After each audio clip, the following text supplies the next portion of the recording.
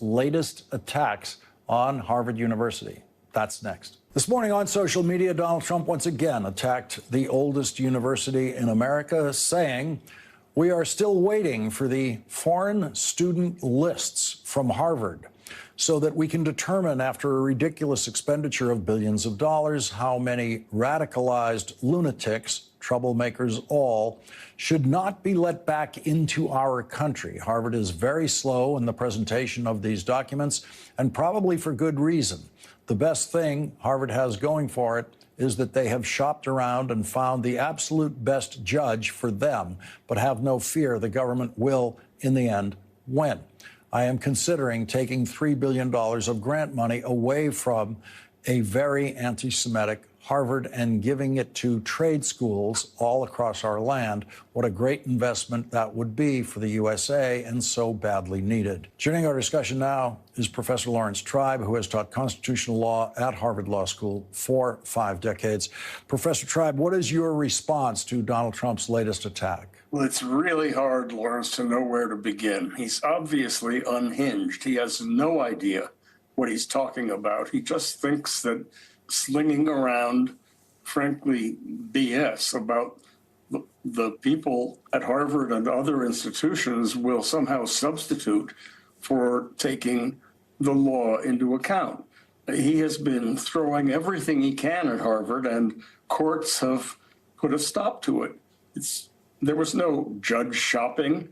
The district court that happens to have the other Harvard case, the federal district court in Boston, with a very capable judge, Allison Burroughs, obviously has this case. It's closely related. This case involves Trump's attempt to tell Harvard that it can no longer host foreign students. Now, that's crazy. There's no legal basis for it. He's talking about information that he would like about students. He wants to know details about what they say, what they think.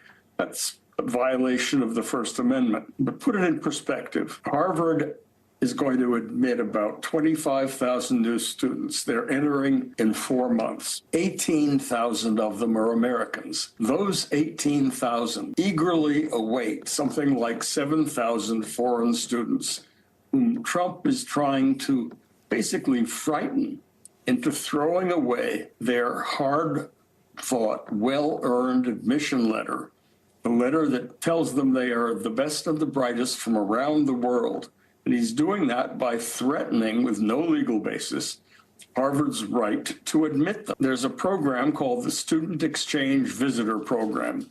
For 70 years, Harvard has been admitting the most brilliant students and scholars from around the world. They are welcomed not only by Harvard, but by the United States, because what they learn, what they discover, benefits the country and benefits the health and welfare of all Americans. We used to have a program, it was called Operation Paperclip, to attract the most brilliant students from the countries we defeated in World War II. Many of the people who came to this country, like Albert Einstein, made this a mecca of discovery and learning. But obviously, this is a president who hates intellect, who despises the symbol of excellence in the world of higher education around the world. He thinks he can score points by attacking Harvard. But I have a message, and it's a message that I wouldn't bother delivering to him. I don't know that he'd understand it, but a message to those 7 students, those 7,000 students that he's trying to frighten away. Don't be scared. He is a paper tiger. He's a tin horn tyrant. In the month of May, there were all kinds of cases across the country, judges appointed by Republicans and Democrats, involving Donald Trump and his megalomaniac attacks on all of our institutions. And you know what his record was? He lost over 95% of them. Just a couple of hours after his lawless and savage claim that he was going to shut down Harvard as a host for foreign students. Just a couple of hours after that, Of course, Judge Burroughs entered a temporary restraining order. She's going to hold a hearing this Thursday. I will be interested in hearing what in the world Harvard will confront, what in the world Trump's lawyers can possibly argue. There is no law that justifies what they're trying to do, and their attempt to retaliate against Harvard for not turning over all kinds of information to which they have no right in violation of the privacy of these students, retaliating against Harvard for having a curriculum that this president doesn't like, not that he understands it. That retaliation is flagrantly and flatly unconstitutional. Among other things, picking out by name a particular institution is what the framers of our Constitution called a bill of attainder. He is trying to basically destroy a particular institution, and then he'll turn to others. But right now, he's named one, and 7,000 identifiable students who've been admitted. He knows their names. It's not a secret. They have admission letters. He's trying to target all of these people for retaliation. So if you want to know what my answer is see you in court, Mr. President. Yeah, this demand he makes today, he says he's waiting for the foreign student lists from Harvard. All of their visas are granted by the State Department, every one of them. The State Department knows every single student visa that it has issued. And so part of the madness that he spews just includes stuff like that is right. Doesn't require some kind of, special discovery from Harvard or from any institution. Right. In fact, that's the story of this whole case. He keeps coming up with crazy demands, either for information he already has or for information he has no right to have. He wants to know what basically, if you read closely what he's asking for, he basically wants to know what these students are going to read. He would love to know what they're going to say, what they're going to think. He wants to be confident that they won't join any protests against Israel's war in Gaza. It's all an attempt to take over the intellectual underpinnings of a private university. And anybody who isn't connected to Harvard shouldn't feel, confident that they won't be next. The one thing we have going for us is the law. And what is clear is that federal courts, regardless of who appointed them, have some fidelity to the law. They actually care about it. And they have been successful very quickly in telling Trump to stop. Now, it is true that no member of the Trump administration has yet been held in contempt, but just wait. Proceedings are underway. Contempt findings and criminal contempt findings are not at all unlikely. And the only reason that's taking time is that our judges are trying very hard to make absolutely sure that they dot every I, cross every T, and that their contempt adjudications will be upheld. Then Trump is likely to say, well, they've been held in contempt, but I'm going to pardon them. Well, the pardon power doesn't really extend to contempt of court when it's criminal contempt inherent in the court's own power. He likes to pardon people if they are on his side and if they engage in violence, but that isn't going to help here. So clearly, it's not a situation in which students ought to be scared, although it's hard to blame them. It's not so hard for me, somebody who was born to Russian Jewish refugees in war-torn Shanghai, who was welcomed to this country at the end of World War II to honor the people who sacrificed their lives so we could enjoy the fruits of freedom. And it's pretty easy for me to see Memorial Day as an occasion to stand up to somebody like this tyrant. It's harder for lots of foreign students who face these threats and wonder, am I safe? But the siren of safety in succumbing to lawless power is really illusory. If you give up in advance, that's when you're not safe. But trust me, Harvard has your back because you are crucial to us and to our survival. The intellect that you bring to Harvard and to the country is something we value and need. So we're on your side. And America's judges have your back because you're prevailing over Trump in this lawless war he is waging on the mind is vital to our courts and their survival as keepers of the flame of the rule of law. So yes, you've got an enemy in this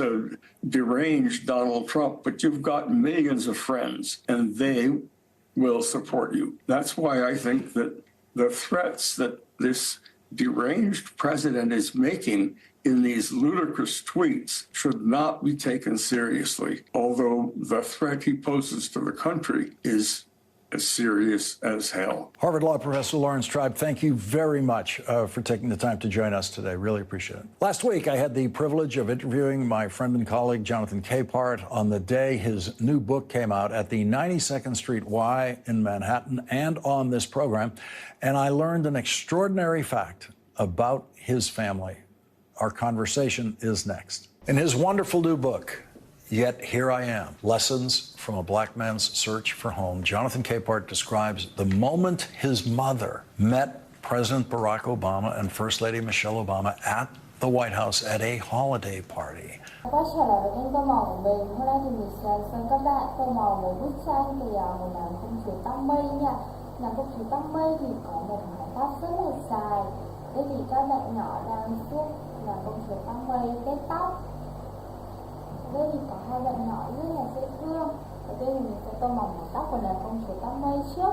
Ở trên mái tóc của nàng công chúa tắm mây này thì có rất là nhiều những bông hoa cài lên mái tóc của nàng công chúa. Thì mình sẽ lựa chọn tông màu nha. Mình sẽ tô màu hồng này, tiếp theo mình sẽ tô màu cam.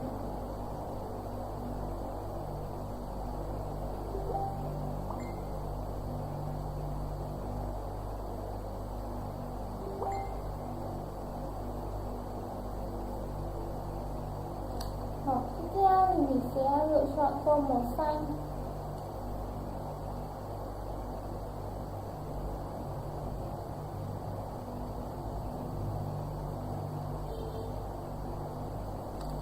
Màu đỏ.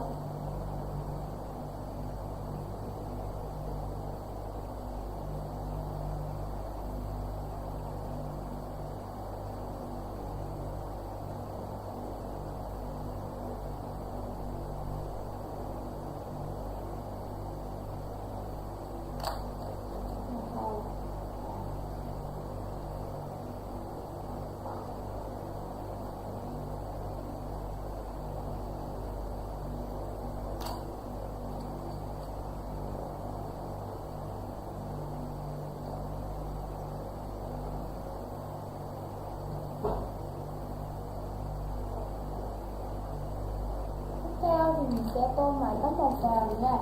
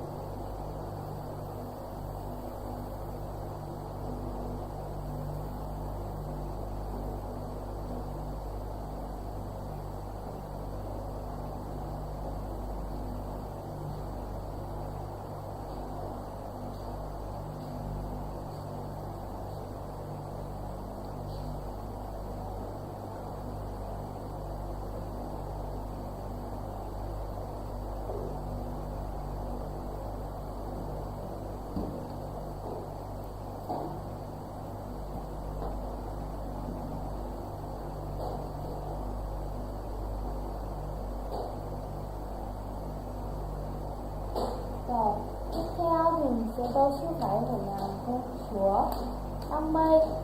Trước đấy thì mình sẽ lựa chọn câu màu hồng nha.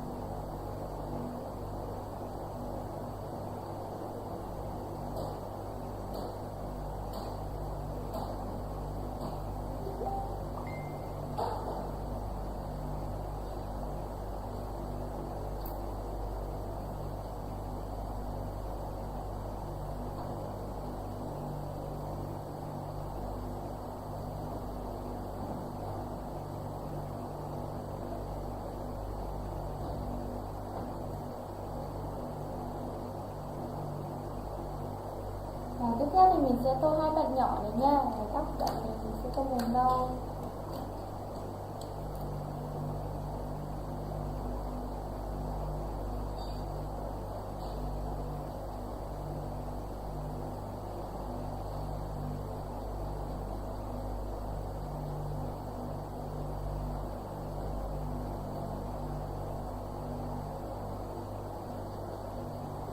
Rồi, chiếc áo của bạn này mình sẽ lựa chọn tông màu cam.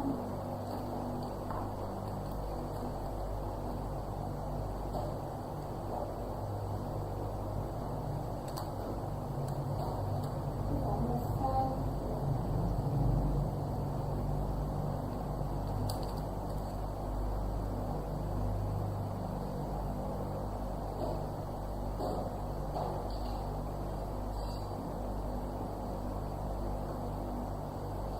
Rồi, vậy là mình đã tô màu và hoàn thiện xong bức tranh về công chúa tăm mây. Thì các bạn có thể tham khảo qua cách tô màu này của mình. Video tô màu đến đây cũng hết. Hẹn gặp lại tất cả các bạn ở các video tô màu tiếp theo của mình nha.